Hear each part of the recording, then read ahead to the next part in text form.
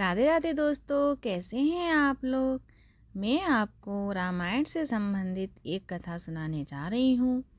इसमें हम ये पता कर सकते हैं कि सीता माता और राम जी को जो उनके विग्रह का कारण क्या था, ये हम आपको बताते हैं। सनातन धर्म के ग्रंथों में बताया गया है कि बुरे कर्मों का फल हमेशा बुरा ही मिलता है, चाहे वह इंसान हो या फिर भगवान।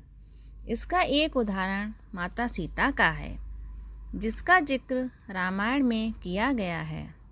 दरअसल रामायण कई भाषाओं में लिखी गई है। अलग अलग रामायण में कई तरह की अलग अलग कथाएं मिलती हैं, जिनमें कई लोग परिचित नहीं हैं। इस कथा के अनुसार ये बताया गया है कि आखिर सीता माता और राजा राम को अलग होने का श्राप क्यों मिला, और उन्हें ये श्राप तभी मिल गया था जब वो एक दूसरे के साथ गठबंधन में भी नहीं बंधे थे। इस कथा के अनुसार माता सीता को एक तोते का श्राप मिला था, जिसकी वजह से उनको भगवान राम से अलग होना पड़ा था। कथा के अनुसार माता सीता बाल्यावस्था में अपनी सहेलियों के साथ अपने बगीचे में खेल रही थीं। वहीं बगीचे में एक तोते का जोड़ा पेड़ पर बैठा था।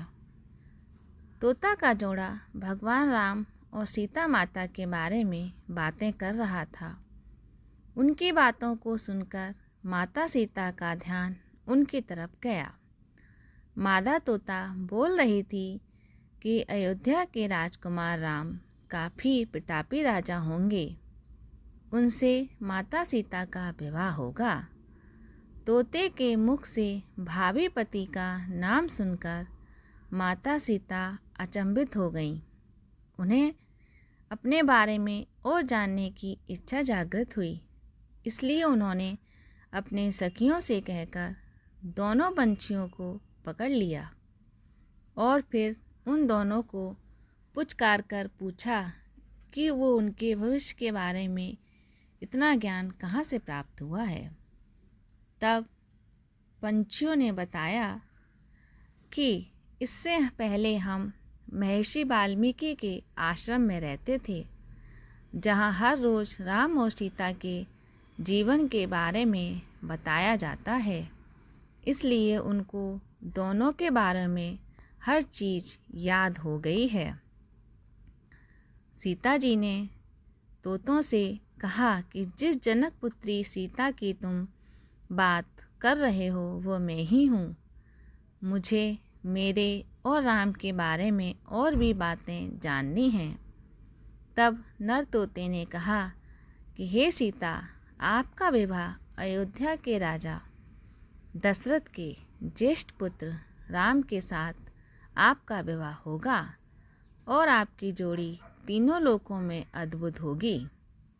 सीता जी सवाल पूछती रहीं और दोनों तोते जवाब देते रहे।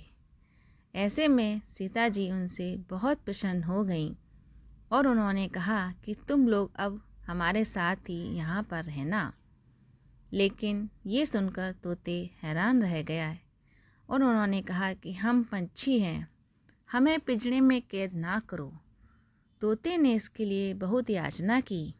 तब सीता जी ने नर तोते को छोड़ दिया, लेकिन मादा तोता को नहीं छोड़ा और कहा कि ये मेरे साथ रहेगी। नर तोता ने कहा कि मेरी पत्नी गर्भवती है, इसलिए ऐसे समय पर उसको जाने दें। हम दोनों एक दूसरे का वियोग सहन नहीं कर सकते, इसलिए आप मेरी पत्नी को जाने दें। लेकिन सीता जी ने उनकी एक बात नहीं सुनी। उन्होंने बहुत विचार किया और उन्होंने बहुत विनती की सीता माता से कि माता जी हमें छोड़ दीजिए, लेकिन माता सीता ने मादा तोते को नहीं छोड़ा। इस पर मादा तोता को बहुत गुस्सा आया और उसने श्राप दे दिया कि जिस तरह तुमने गर्भावस्था में मेरे पति से मुझको अलग कर दिया है, वैसे ही गर्भावस्था के दौरान तुमको भी पति का वियोग सहना पड़ेगा। इतना कहते ही मादा तोता ने अपने प्राण त्याग दिए। बताया जाता है कि अगले जन्म में तोता वही धोबी था जिसने माता सीता के चरित्र पर उंगली उठाई थी, जिसके बाद भगवान राम ने सीता माता का गर्भावस्था के दौरान त्याग कर दिया।